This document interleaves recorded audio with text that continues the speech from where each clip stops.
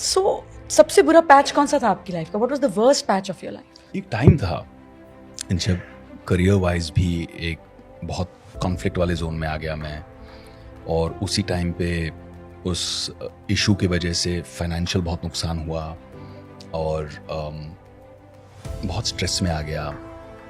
Underworld के calls आ गए, threats आ गए, और ये सब मैंने कभी लाइफ में देखा नहीं था।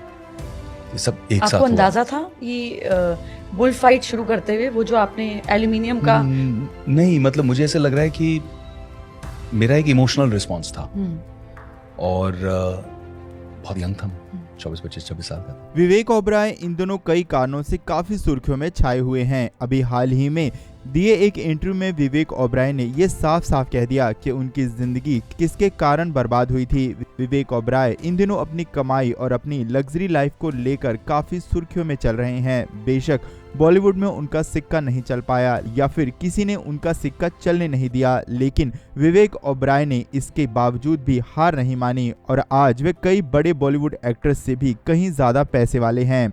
मगर अब जो उन्होंने अपनी जिंदगी, रिलेशनशिप, जिसके कारण विवेक ओबराय इमोशनल और मेंटली काफी परेशान रहे, इस इंटरव्यू में उन्होंने बड़े ही साफ साफ लफ्जों में बता दिया कि उनकी जिंदगी में असली बर्बादी का कारण कौन कौन बने थे। तो आप खुद ही सुन लीजिए कि विवेक ओबराय ने इस इंटरव्यू में क्या कहा। तो उसके रेपरकशंस और कॉन्सिक्वेंसेस बाद में समझ आए, और अपने पे तो ठीक है, बट जो फिर थ्रेट्स घर पे आए, कभी पापा ने फोन उठाया तो उनको थ्रेट हुआ, कभी मम्मा ने फोन उठाया तो उनको हुआ, बहन के लिए डर लगने लगा, because they were not normal. और फिर हमें पहले लगा कि शायद प्रैंक कॉल है, फिर मुंबई पुलिस ने कंफर्म किया ये जेन्युइन है, फिर गनमैन लेके चलना पड़ेगा। क्या एक्सपेक्टेशन थी उन कॉल्स की? What did they wanted out of you? वो एक रीजन था, एक थ्रेट था कि you know cut him to size वाला हिसाब। तो वो समय हुआ। सो सबसे बुरा पैच कौन सा था आपकी लाइफ का? What was the worst patch of your life? एक टाइम था जब करियर वाइज भी एक बहुत कॉन्फ्लिक्ट वाले जोन में आ गया मैं। ये बात सभी जानते हैं कि विवेक ओबराय की जिंदगी में बुरा वक्त कब आया था, जब विवेक ओबराय की लड़ाई सलमान खान से हुई थी। 29 तारीख की रात को 29th night around 12:30 technically 30th morning ये पूरी कहानी घटी है from around 12:30 at night till about 5 in the morning। 4.5 घंटे तक ये ड्रामा चलता रहा। Salman Khan called me on my phone. उन्होंने मुझे मेरे मोबाइल पे फ़ोन किया डायरेक्टली, और मैंने फ़ोन उठाया। मुझसे बात करने लगे। शुरुआत में ही जब उन्होंने बात की तो मुझे लगा कि उन्होंने खूब शराब पी रखी थी, शराब के नशे में धुत थे। और he started out saying that who are you, तुम हो कौन, तुम अपने आप को समझते क्या हो?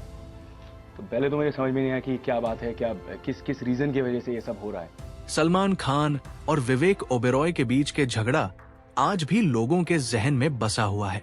दोनों के बीच हुए विवाद की जड़ ऐश्वर्या राय थी, जिनकी वजह से सलमान और विवेक आपस में भिड़ गए थे। ये बात है साल 1999 की, जब सलमान खान और ऐश्वर्या राय हम दिल दे चुके सनम में साथ नजर आए थे। दोनों की केमिस्ट्री न सिर्फ फिल्म में बल्कि रियल लाइफ में भी काफी बढ़िया थी। फिल्म की शूटिंग के दौरान ही दोनों को प्यार हो गया, लेकिन ये रिश्ता ज्यादा दिन तक नहीं चल पाया और उनका ब्रेकअप हो गया। उस दौरान ऐश्वर्या ने सलमान पर मारपीट करने का आरोप भी लगाया था। इतना ही नहीं, कहा जाता है कि सलमान ने ऐश्वर्या की फिल्म के सेट पर पहुंचकर खूब बवाल भी किया था, जिसके बाद अभिनेत्री को फिल्म ही छोड़नी पड़ गई थी। सलमान खान से ऐश्वर्या राय की दूरी बढ़ी तो वो विवेक ओबेरॉय के नजदीक आने लगी। दोनों क्यों हो गया ना कि सेट पर मिले थे।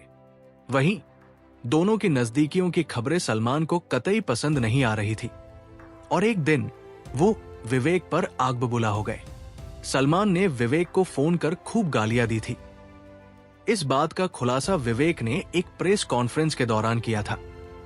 दरअसल 1 अप्रैल 2003 को विवेक ने एक प्रेस कॉन्फ्रेंस बुलाई और सलमान के खिलाफ कई बयान दिए। विवेक ने कहा कि 29 मार्च 2003 को रात 12 बजे से सुबह 5 बजे तक सलमान ने उन्हें 41 बार फोन किया। सलमान ने उन्हें गंदी गालियां और जान से मारने की धमकी दी थी।